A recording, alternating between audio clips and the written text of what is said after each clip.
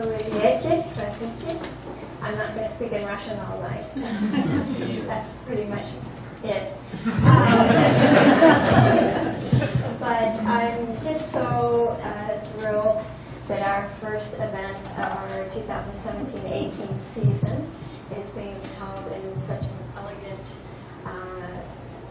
place and a place dedicated to people-to-people diplomacy and a beautiful place for art to bring nations and cultures and individuals together, which is our responsibility as artists to do that.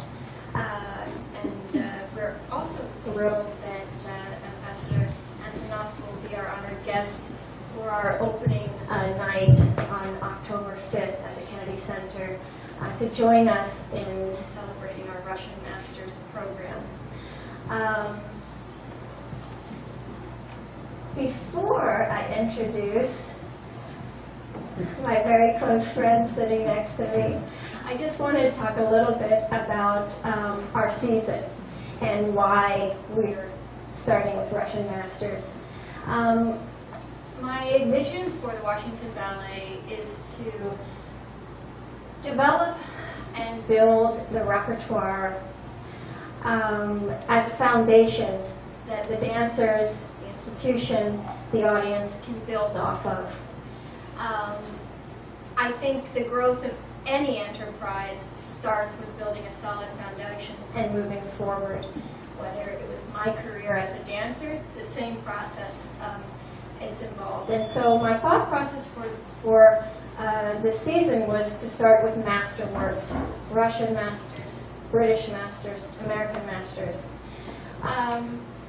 In examining my repertoire for the year, I realized that the one thing that it left out was the opportunity to create new work, which to me is essential in any thriving arts organization. We are compelled, we must express art that reflects our own experience now of this time.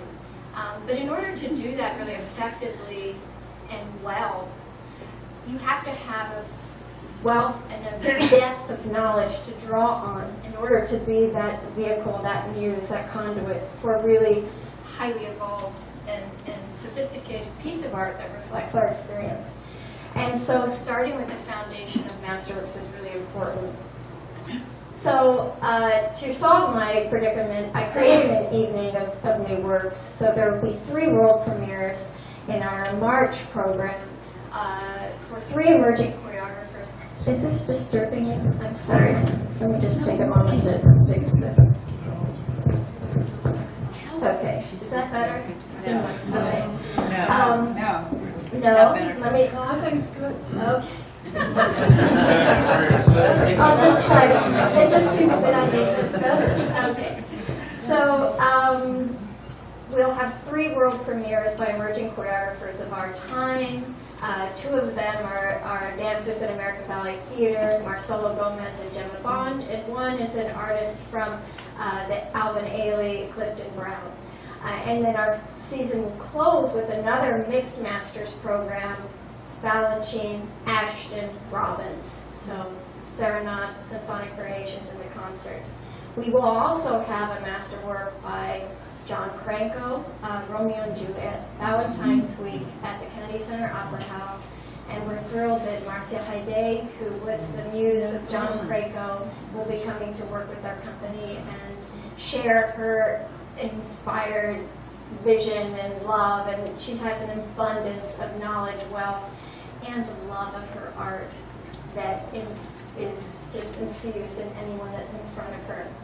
But that brings us to the beginning, and so I really insisted on maintaining our Russian Masters program because it's the beginning of our story. It's the beginning of how ballet has been shaped and influenced over the last 150 years to the art form that we recognize it today. And the 4 choreographers that I selected to highlight are Marius Petipa, Michel Fokine, George Balanchine, and Alexei Ratmansky. Little caveat, Marius Petipa was actually French.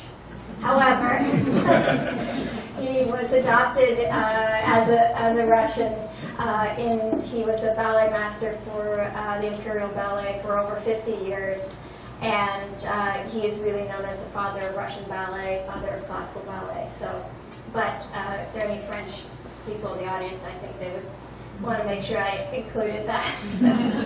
So that's where we are, Russian Master's Program, and I am just so excited exactly that it's a very timely program. We have a new ambassador, and again, the responsibility of art to really serve as a conduit to bring, to share the beauty of the human experience is really, really important. So now, I have the great pleasure of introducing this very handsome young man next to me, who has been a longtime friend. I've known him since he was a teenager. He, as Oleg mentioned in his introduction, is a principal dancer in American Ballet Theater. He was a principal dancer. He was the first American given a contract as a principal dancer in the Bolshoi Ballet. He is a guest principal of the Australian Ballet. He also is participating in campaigns for Tiffany and Nike. And he's... You're good, Julie. I'm going to take you back to New York with me. Sorry. And he's everything that you could ever hope for in a friend and in a partner and in a representative of our art form. So I'm very pleased to welcome David Hallberg to join me in discussing Russian Masters, Russian choreography this evening.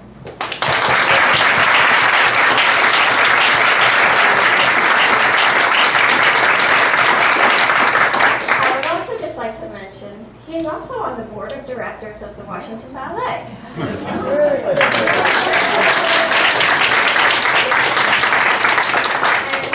Promised him a very specific outline of what my hopes and dreams of, that he will accomplish in the coming years. As an active board member. Yes.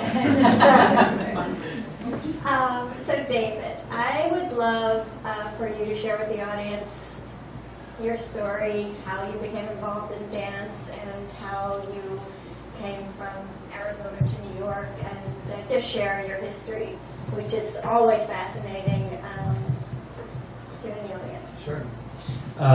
First off, I am here because of this artistic director right here. She has been a mentor, a colleague, a friend, a partner, a guide to me for many years, for my entire professional career at ABT. And you know, I was honored when she asked me to come speak with all of you, and more honored to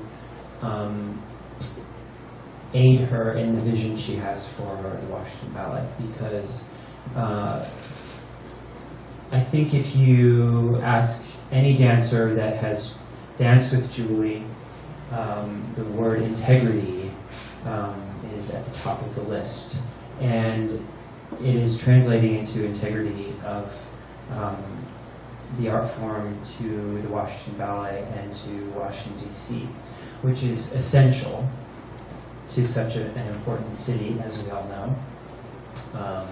And Julie's artistic vision is something that I wholeheartedly want to support. So thank you for having me.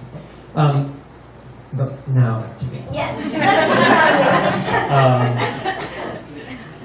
Listen,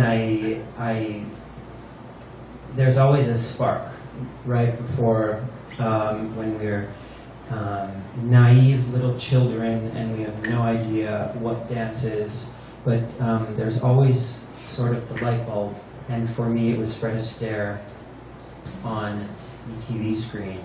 I grew up in a very suburban household, all American.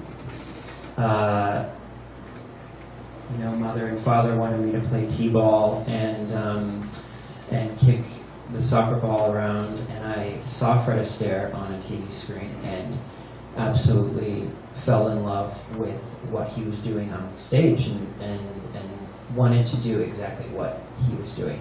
So I taped nickels to the bottoms of my penny loafers for Halloween and called myself Fred Astaire. A little presumptuous, I might add. And then, you know, found the spark of dance. And it was, I think you can agree, it's so primal at the beginning. It's just sheer passion and love, and it borders on obsession and becomes obsession once you start training. And I trained with an amazing teacher who I'm sure many of you have heard of in Phoenix, Arizona, named Kiwan Han, who was the former director of the Washington Ballet School. And I was in boot camp for 4 years with him. And I don't think I've worked that hard in my entire life the way I did when I was 13, to 17 years old. But then I wanted to fly away and experience life and the world and ballet, and I went to the Paris Opera Ballet School for a year. How did you audition? How did that come about? I sent a very awkward video. I was a sort of, adolescent teenager, about as bulky as my pinky. And you're so I bulky was now. all limbs. I was all limbs, and I sent a video to the school and didn't think I'd get in because I was too old being 16 years old at that age, and was accepted to school and went for a year, and it was one of the hardest years of my life. It was a complete coming of age. I was treated very poorly. I was pushed in the back of the studio, seen as an American who couldn't really dance. And but it was a very formative, very, very important experience for me, because I wasn't treated like the star or the people who had all the talent. I was treated like the runt, and thankfully I fought and I persevered and learned so much being there for the year. And then I joined American Ballet Theatre and started out in the studio company, which is much like Washington Ballet, and then joined the company. And one of my first major roles was a creation by Robert Hill called Dorian, which is a ballet based off of the portrait of Dorian Gray. And my partner was the reigning ballerina at American Ballet Theatre, and her name was Julie Kent, and I was petrified and could not partner to save my life. And what was the icing on the cake? What was the icing on the cake? I was like 4 months pregnant. Oh. He And was terrified. She was, not only was I terrified partnering Julie Kent, I was terrified partnering a pregnant woman. And as the process went on, she was creating a baby. And so I had 2 people to take care of. And I have to say, and this is actually in my book that's coming out in November, which you'll read an excerpt of, which we'll talk about later. Yes.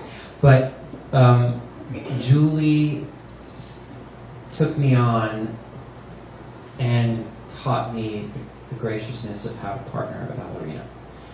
And I had some very difficult experiences with other ballerinas that weren't so accommodating. And Julie being, when you're at that stage as a ballerina, you say yes or no to whom you want to dance with. And she opened her arms to me and gave me an education, graciously gave me an education. And that started, more roles, and then at 23 I became a principal, and the rest is history, I guess. And here I sit.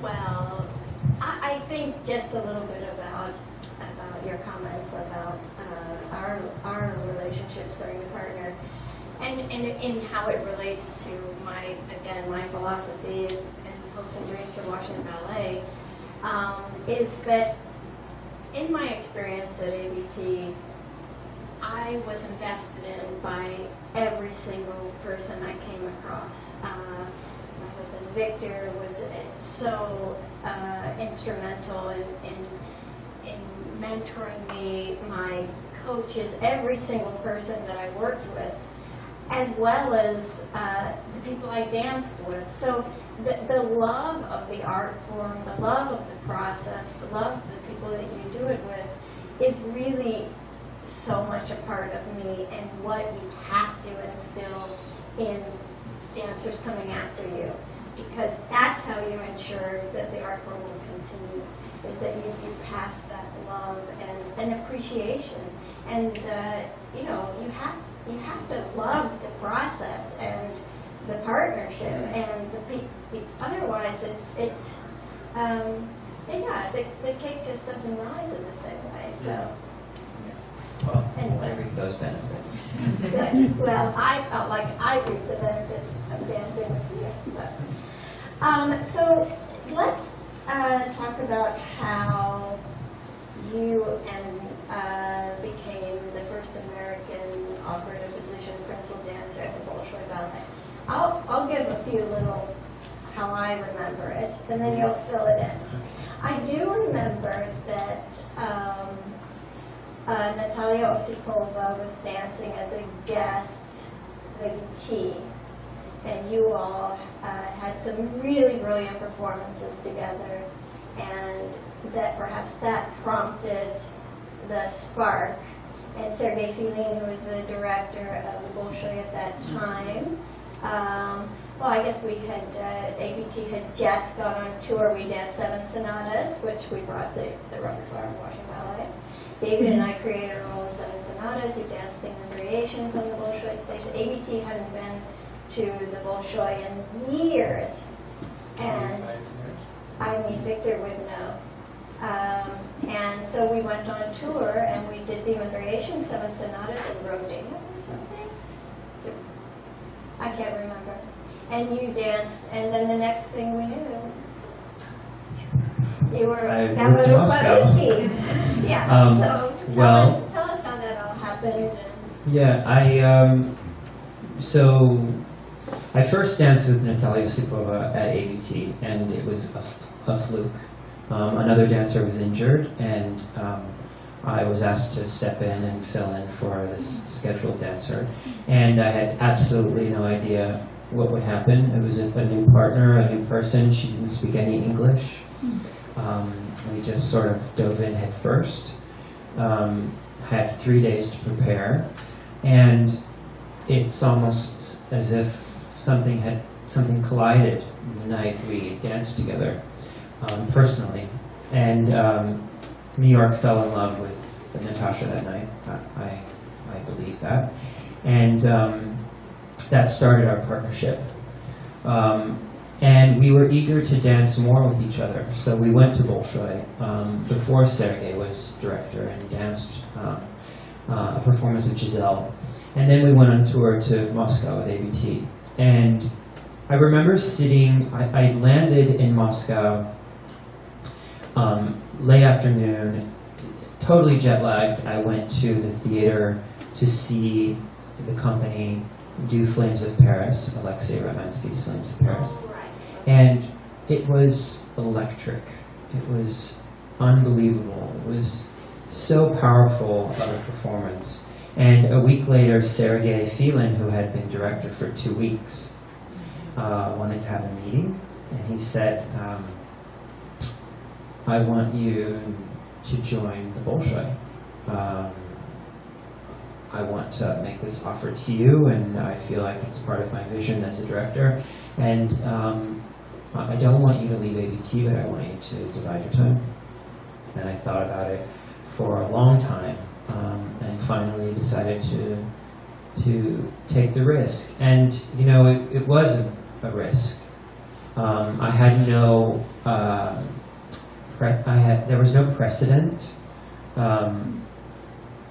There were certainly no Americans in the company at the time, and the reason I went, the main reason I went to dance with Bolshoi is because it scared me to death. And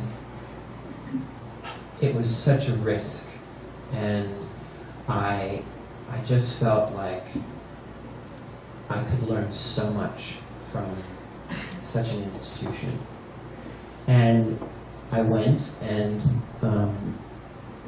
I learned, you know, I learned so much from a company that has such history. And there's, you know, when you've danced in Russia, there's a feeling there of ballet that is so deep. The river runs so deep, and you don't. It's so meaningful, and then I, you know, became instilled in the company, and I was coached by a great coach with the company, and I got to know the dancers and the administration, got to know Moscow, and you know, just started a life there, and I loved it. No fear. No fear? Oh, it was a lot of fear, absolutely. I mean, you go into a culture that you know, I didn't speak a word of Russian. I knew how to say spasibo. And you go into a culture that I had been to Moscow many times, but I had never experienced it, you know, completely. And you know, it surpassed all of my expectations. And people say, you know, a lot of people ask me, oh, were you safe in Moscow? Were you safe at the Bolshoi? I never once felt in danger, but on the complete opposite. I felt so welcome and so accepted. And my parents came, you know, who grew up in Fort Wayne, Indiana, came to Moscow to see the reopening of the theater, of Sleeping Beauty, and the entire Bolshoi theater, you know, welcomed my parents with open arms because they knew that their son had, you know, moved here, and they had a lot of, you know, Iksanov, who was the general manager of Bolshoi Theater then, came up to my parents and said, you know, don't worry, please don't worry. He will be fine here, you know, we'll take care of him, blah, blah. So it was just such a beautiful, beautiful experience. I'm often asked, and I'm sure you are too, by people that maybe don't know our art form in great depth of knowledge, but they're very curious about what is the difference between American ballet and Russian ballet. And, you know, I think you could answer in any number of ways. But for me, I feel like you have to look at the two cultures and really look at the history. And part of my answer came into my thought process when Alexei Ratmansky was talking about the history of Bright Stream, which the photo here is of David and I in Bright Stream, and Shostakovich music, and its life on an idyllic interpretation of life on a commune in communist Russia, and we loved dancing that ballet. It was a lot of fun. But when Alexei was talking about how, you know, Russian ballet has been part of the culture since 1800s, if not before. And then during the Revolution, there was, what they found was that everybody loved the ballet. Everyone, from the truck driver to the Politburo, it was a universally loved, and so they kept it going and invested in it and used it as a art form to express the cultural soul of the whole Soviet Union and the Russian spirit. And so that's there, as you say, the river runs deep. In our country, ballet companies were founded in this country. The two that I have the closest association with, American Ballet Theater and Washington Ballet, were founded by two women who believed that ballet should be part of the American experience. And they made it happen with their own money, with their own determination, and they just put it together. And there's that sort of grit and mortar and belief in the art form and what it can do to contribute to the human experience that is so integral to our artistic identity as a nation.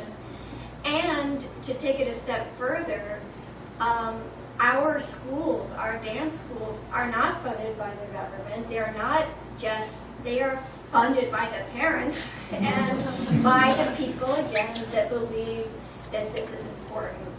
And so having those two completely different experiences, in my opinion, influences what it looks like.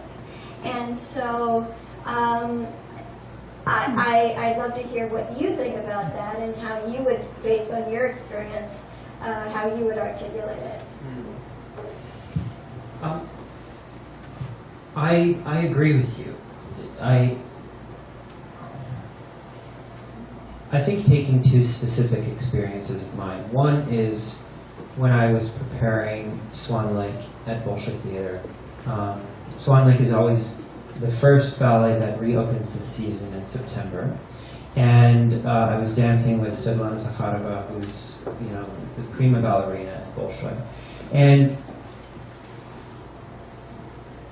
the importance put on preparing a ballet that was created in that theater, it's almost hard to describe verbally the feeling of importance that they put into Swan Lake. And it goes into a bigger umbrella of classical ballet. And it's almost as if life is dependent on the way you dance, the way you interpret Swan Lake on the Bolshoi Theater stage. And many people would say to me, you have to dance well, right? I was gearing up for the reopening of the historical theater, which Medvedev came to, and it was such a big deal, and I was under so much pressure. And I was with Sergei's assistant buying a cell phone, and she goes, "You realize you have to dance well, I don't think, right?" And if I'm not under enough stress already. Victor and Kevin, that's just not what they No. do to get us ready for the show. No. But again, it was all part of the experience that I signed up for. Right. But I have to say, as well, there's this, I've met people in everyday Moscow that were, I went to this Russian banya called Sandune, which is very, very famous, traditional Russian banya in the heart of Moscow. Instead of being fat. Yeah, it's a sauna, Russian sauna. And there are these guys that, beat you with plata and da-da-da-da. And one of the guys I was introduced to, and my friend said, "Oh, this is David Colbert, he's with Bolshoi Theater."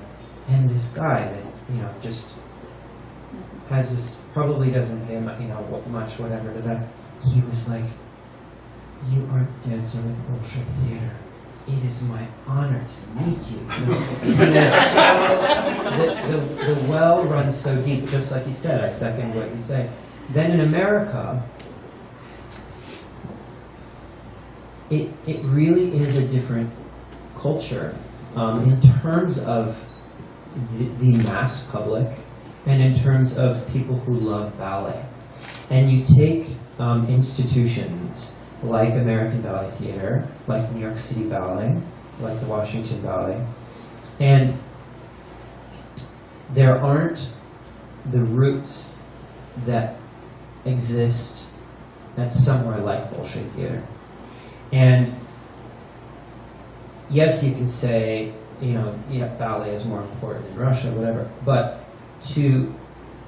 as a positive in terms of the art that's created in America, there isn't that idea, there isn't that weight to have to adhere to. And so when choreographers come around, like George Balanchine, or Alexei Ratmansky, or Justin Peck, who is resident choreographer at New York City Ballet, or Marcelo Gomez, Gemma Bond, who Julie is presenting this season, there's a freedom to actually realize an idea that might sound totally crazy, And is outside the definition of the ideal. outside of a classical idiom that's been adhered to for hundreds of years.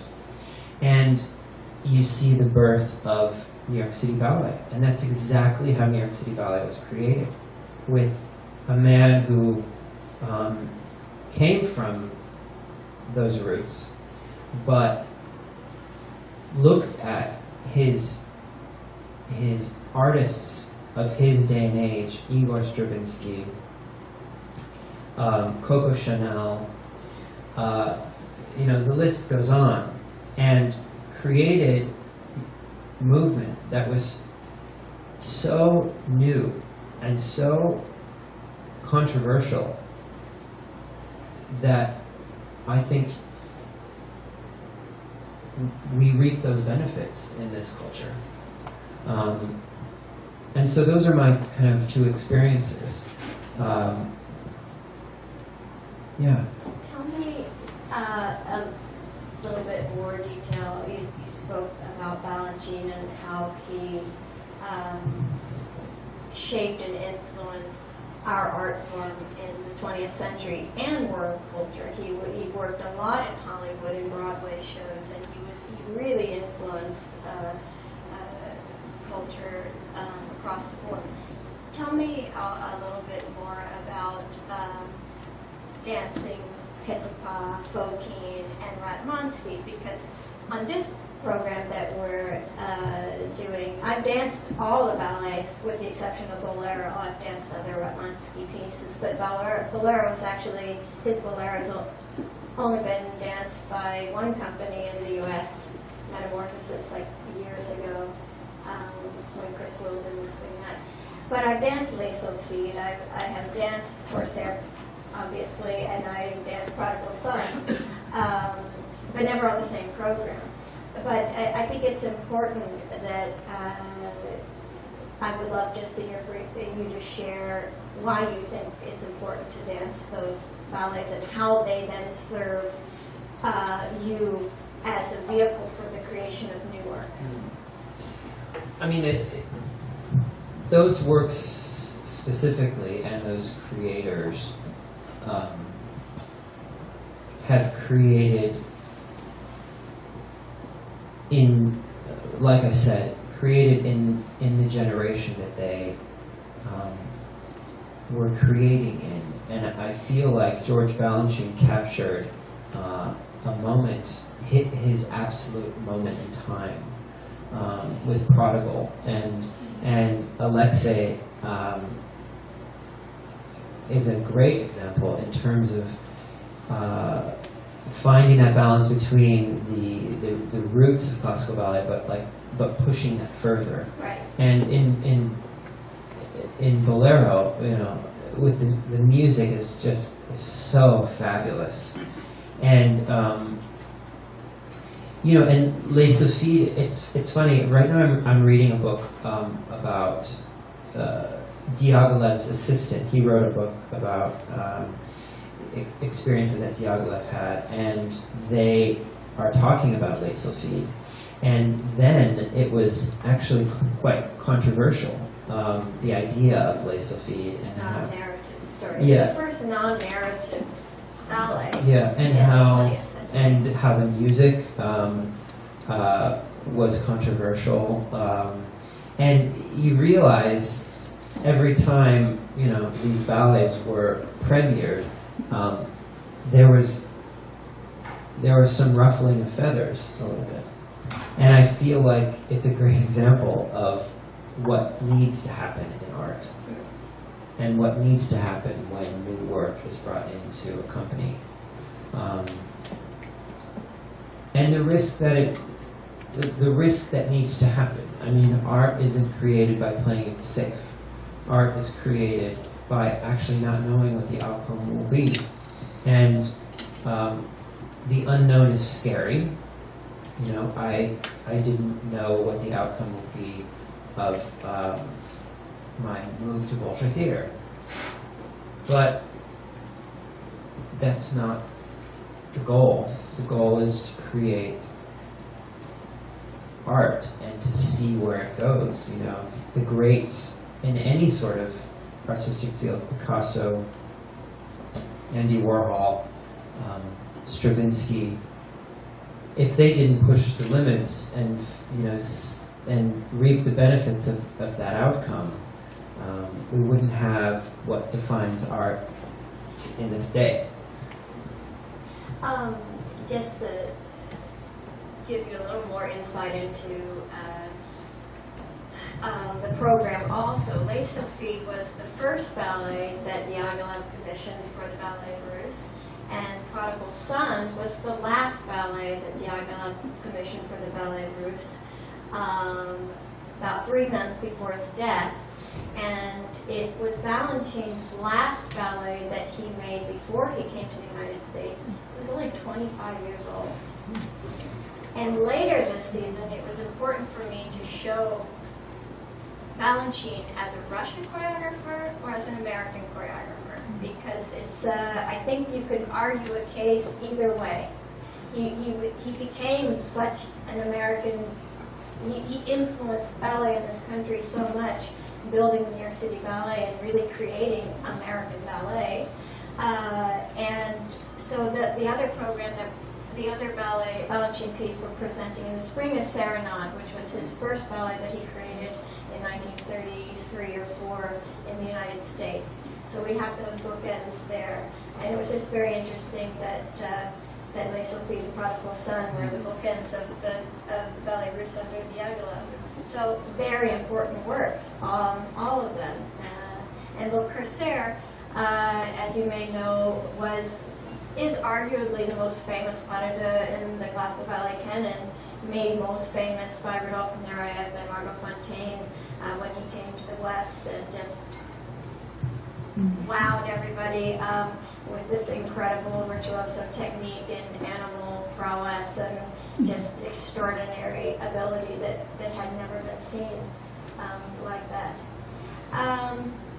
So tell us, Victor, David and I have worked together with Alexei Ratmansky in several ballets. And I would love,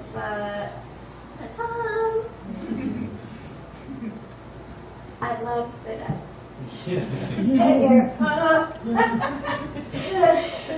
This ballet also was created when our daughter was 6 weeks old. And talk about helping me through something. Well, Julie, you helped me at the beginning, so I Right. helped you. I want to see that Josephine.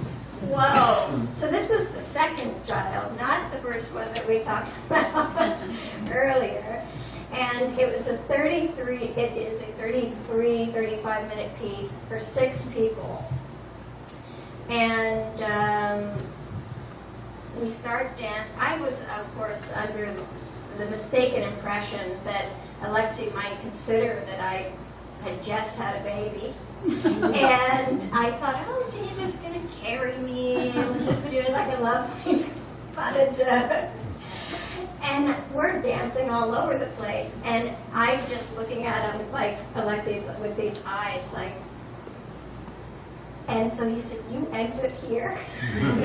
I exit. And then kept David going. had to keep dancing for another 4 minutes by himself. And then I returned. And I just looked at him. We had a running joke where I would be exhausted, and she'd go, have a little number. She'd come back on stage and she'd just look like, Yes, exactly. and she'd be like, "What have you been doing? Why are you so out of breath?" And then we just start dancing again. So yes, that was and I was so pleased in our first inaugural season with Washington Ballet to bring that ballet into the repertoire, and the dancers owned it and brought it to life so beautifully, both in our season here and at Jacob's Pillow, where we performed this summer for their 85th anniversary season. We also worked together when he created the Shostakovich trilogy, which was another beautiful experience. So I would love to hear your thoughts about Alexei and why you think he's one of the most important choreographers of the 21st century, and why it's so important, and what do you see in again, that the timeline or the heritage of the lineage between Petrikov, Fokin, Balanchine, Ratmansky, because it's there. I would just love to hear your thoughts about how you see it. Alexei, and you can, which you've just given a very good example of, in the studio is unrelenting. He has a vision, and you create that vision with him. It is, at times, can be love-hate. He's very much,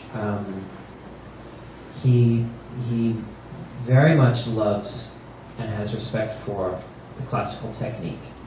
And many choreographers working in this day and age question the classical technique or try and reinvent the classical technique, which more often than not happens unsuccessfully, because Alexei actually has been quoted by saying, why would I try and alter steps that have been refined for hundreds of years?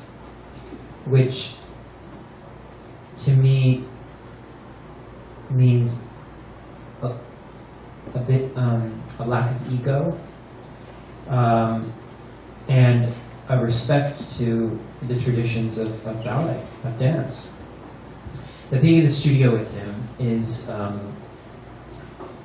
you don't always know where it's headed, but you know it's very hard.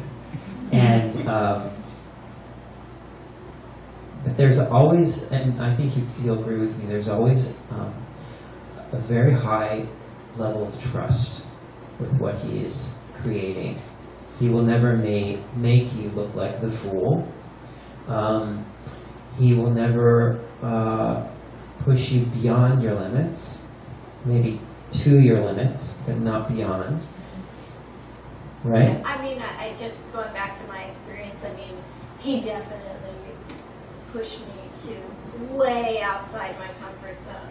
I mean, to the point that I really lost my sense of humor and just, I just really was.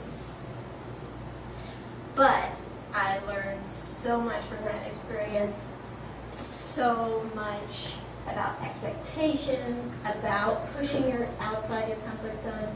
And then when I returned to the ballet 6 months later, more myself, I enjoy dancing it so much, Yeah. and it's one of my most favorite experiences. But was it hard earned? And did I cry so many tears? I mean, and I forgot this. The opening night, you went to your brother's wedding, so you were. Oh, yeah. Yeah. So, Julia, you have a good time with a partner that she's never danced with. Have a good show. We worked on this for Oh my a God, month Julia, I or 6 remember that. weeks, whatever. And then his brother got married, so he needed to be there for his brother's wedding. And so 2 days before I started working with Alexandre Hamoudi was a very inexperienced young corps de ballet dancer, young Frenchman, lovely. He's now soloist, wonderful guy. And I just remember saying, Alex, it's not you. Don't worry. This is just so hard for me. So that was another thing. But he pushes, I think, the individual and the art form outside the comfort zone. And what I always felt like with him is that he has this image in his mind of what he wants it to be, and he's just trying to carve it out and bring it out of you somehow and then he's never finished with it. It's like there's always more, there's always something that he wants you to shape or emphasize or build. I mean, it's such an intense process, And but the rewards are extraordinary. It's intense even after the premiere, even after the last performance. And Alexei's more often than not a man of few words. And you give your soul to his work. And sometimes he comes back and says, "Thank you." I love Marcelo's quote where he said, he just came from doing Sleeping Beauty or something, and he's like, Marcelo, thank you. Can you do higher? And Marcelo's like, okay. But that's something that has always attracted me to ballet, is that it is never enough. It is never fully cooked. There's always something to work on. There's always something to develop. And although it can be extremely frustrating to not receive that sort of positive feedback that the ego wants to hear, what's even better is when you're pushed, for me at least, when you're pushed even further. And case in point, the experience we went through with 7 sonatas and how difficult I knew it was for you, and how Alexei almost, you had a baby. Let's get on with it. It's like I just came back from this insanely long injury, and I went into the studio with him again. He was like, good to have you back, and then he was like, yeah, you were injured. Let's get on with it. It's like always getting on with it, and I really respect that. Yeah. Great. Well, I am going to open it up to questions now. Before I do, I just wanted to, David mentioned about he had sustained a very serious injury, and he invested over 2 years and fought through and found an incredible support team in Australia, and has returned to the stage, and he has written a book about the experience that will be released in November.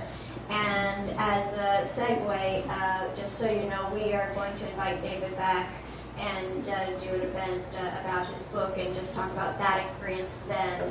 And so we really look forward to supporting you in that endeavor. I can't wait to read it and hear in depth about all that you how far you had to dig to get to where you could push off and come back.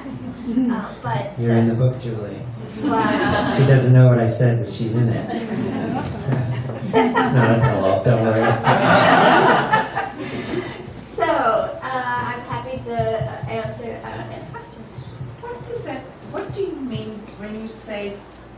pushing you beyond your comfort zone? I have watched you for a number of decades with ABT, but what does that really mean, pushing me beyond my comfort zone?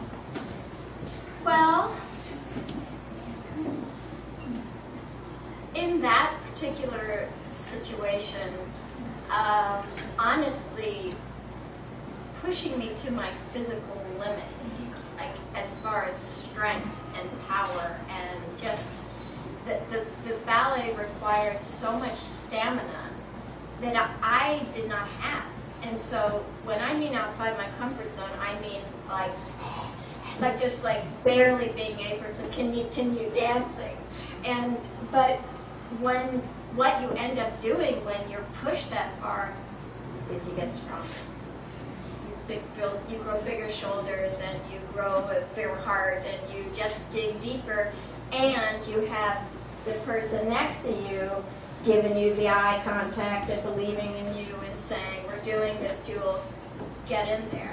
So that's what I mean in that particular instance. It was really just physically pushing me beyond any area that I felt comfortable in. And especially when you're a senior ballerina, you are able to curate your repertoire somewhat within a comfort zone. Yes, I'm comfortable dancing this, I'm no longer comfortable dancing that, so I'm not going to dance that anymore. And so does that answer your question? Sort of. I'd give you a physical example, but not here. Yes. For Mr. Hallberg, I'm curious, you said that Fred Astaire was your inspiration. Are you tempted at all to do what Robbie Fairchild and some others have done and actually try a more Fred Astaire-like role to move into musical theater and out of the ballet, or is it just ballet and nothing else? It's certainly not ballet, and it's certainly not ballet and nothing else. Just the right role has to come along. In terms of Broadway, in terms of, certainly more contemporary work, the right opportunity has to knock, and it can't be a coat that doesn't really fit. And I'm very open to doing something like Broadway, and even more open to exploring very kind of avant-garde contemporary work. But what I've realized is you can't just do avant-garde to be avant-garde. It has to make sense, and it has to be meaningful, and same for Broadway. But I'm absolutely open to diving into Fred Astaire and putting the tap shoes back on. The The nickels, yeah. Yes. Hi. I'd like to know about what you learned about musicality in terms of working. Did you learn something new working with the Bolshoi or with Ratmansky? Is there anything new about musicality?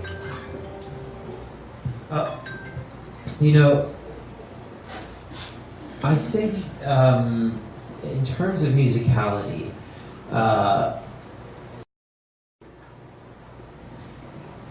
what Bolshoi taught me most effectively, I think what absorbed the most for me, is the illusion of height in a jump and at the peak of a note. And so I was really taught how to be exactly on top of musicality, or even before. And I remember vividly starting the first step in Black Swan variation in Swan Lake, and we had a probably 45-minute rehearsal, and we did just the opening of Black Swan variation for 45 minutes.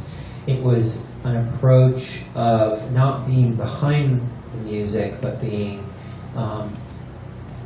cresting almost ahead of the music, as you would think of a wave, I think.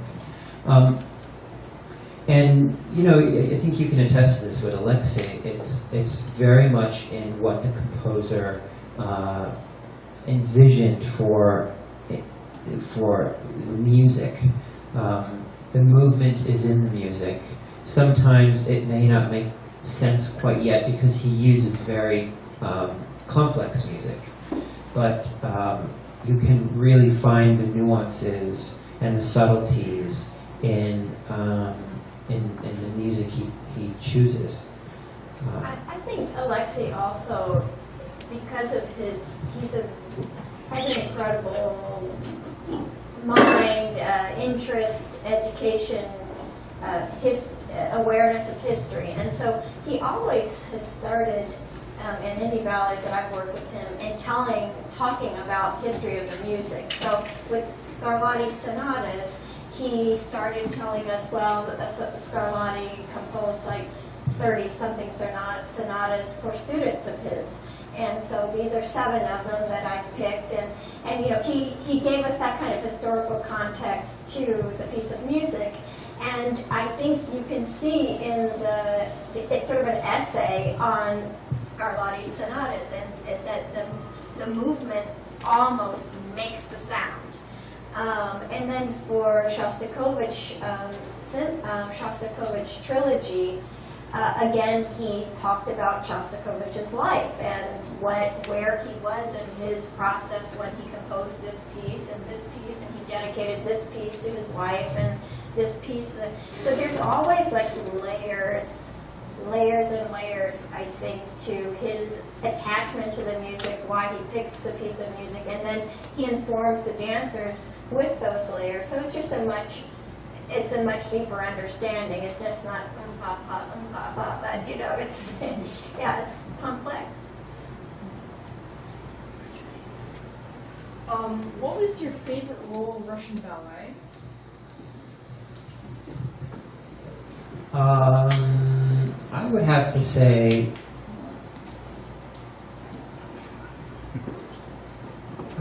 Giselle was my favorite role.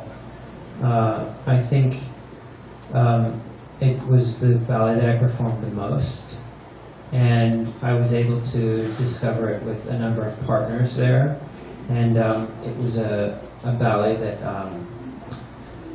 really evolved, I think, through the course of my time at Bolshoi. Yes, Elvi? David, you've danced all the major roles in classical ballet. Is there something that you haven't and would love to dance? The second part is there a ballerina that you haven't danced with that you would love to dance with? A ballet that I can think of one that I would invite you to dance. A ballet that I wasn't going to say this, but now I am. Now that you Okay.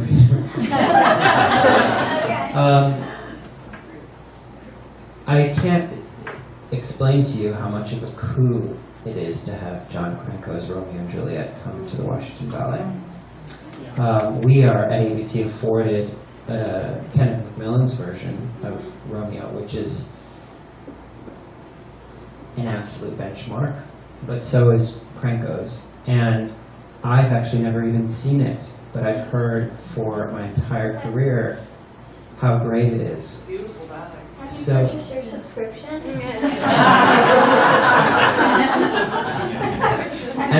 As an active board member. And in terms of ballerinas, I'm going to be getting a lot of miles on Amtrak. In terms of ballerinas, you know, there's always ballerinas I want to dance with, but one that I am being given the gift to dance with again is Natalia Osipova.